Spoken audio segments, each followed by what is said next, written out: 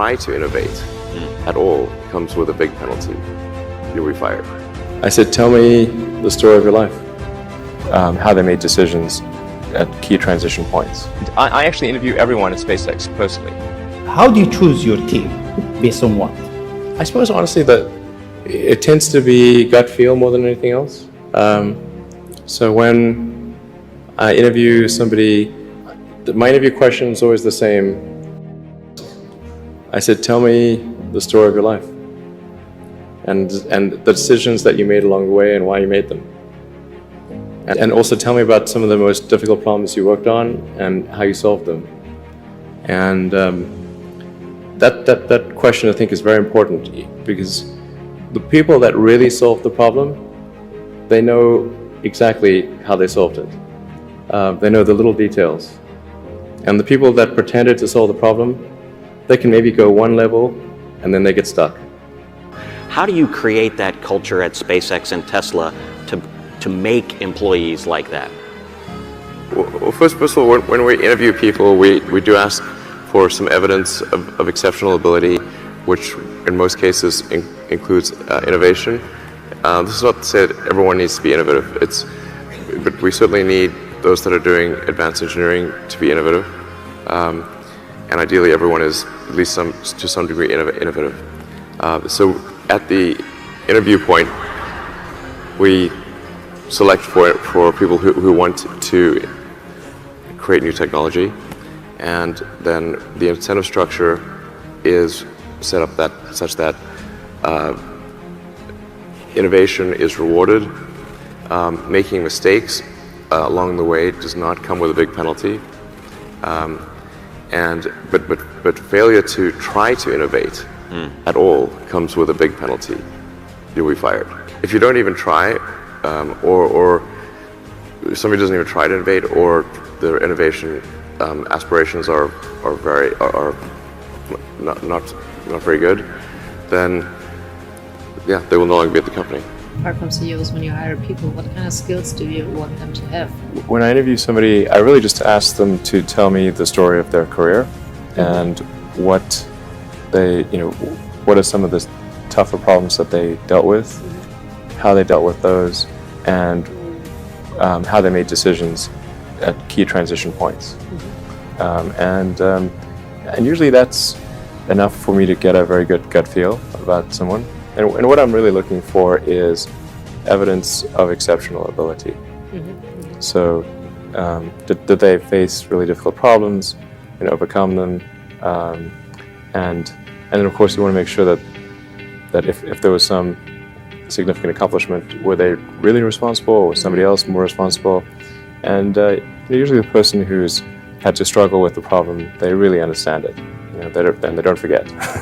If it was very difficult. So you can ask them very detailed questions about it, and they'll know the answer. Whereas the person who was not truly responsible for that accomplishment will not know the details. There's no need even to have a college degree at all, or even high school. If somebody graduated from a great university, that may be an indication that they will be capable of great things, but it's not necessarily the case. If you look at, say, people like Bill Gates or Larry Ellison, Steve Jobs, these guys didn't graduate from college. But if you had a chance to hire them, of course, that would be a good idea. So, just looking just for evidence of exceptional ability. And if there's a track record of exceptional achievement, then it's likely that will continue into the future. I think with current physics, there's huge potential. So rather than rely on a breakthrough, which really it's difficult to envision what that breakthrough would exactly be, I'm quite confident that with what we know of current physics, sort of just going with kind of where the standard model of physics is today, that there are dramatic improvements possible in space flight. And I think with certainly with Falcon 9, I think we'll make improvements. And then with our next generation rocket system, which is still many years away, that'll be a deep cryo methalox system. I think we can achieve full reusability, and that's a huge potential for a 2-order of magnitude reduction in the cost of spaceflight. As far as R&D is concerned, we hire great engineers as fast as we can find them. It's not that easy to find, or I should say, great engineers with the sort of like the right mindset and everything. We hire at the maximum rate that we can find people that we think would really be an asset to the team. So there's no limitation on that. Well, getting the right people is extremely important. I actually interview everyone at SpaceX personally, and we're a 500-person company, so that's a lot of interviews. What do I look for? It depends on the task. It's different. I'm not necessarily looking for someone who's has brilliant analytical ability if their job is going to be assembling hardware. But I think generally I look for a positive attitude, and are they easy to work with?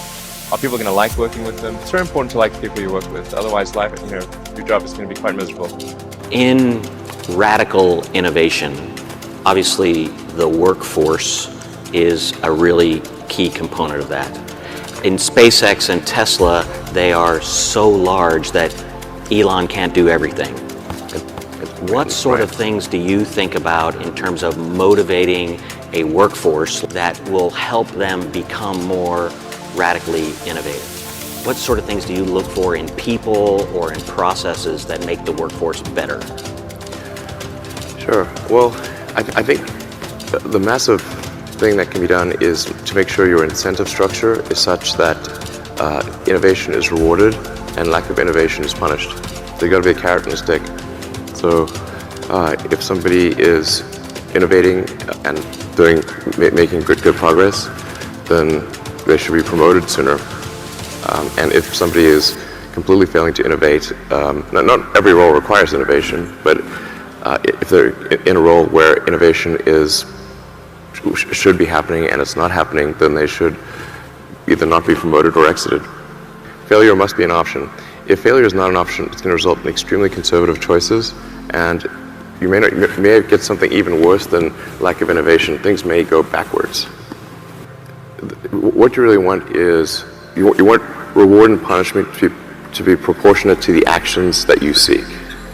So if what you're seeking is innovation, then you should reward success and innovation, and there should be minor consequences for trying and failing, with significant rewards for trying and succeeding, minor consequences for trying and not succeeding, and major negative consequences for not trying. If you have that incentive structure, you will get innovation like you can't believe.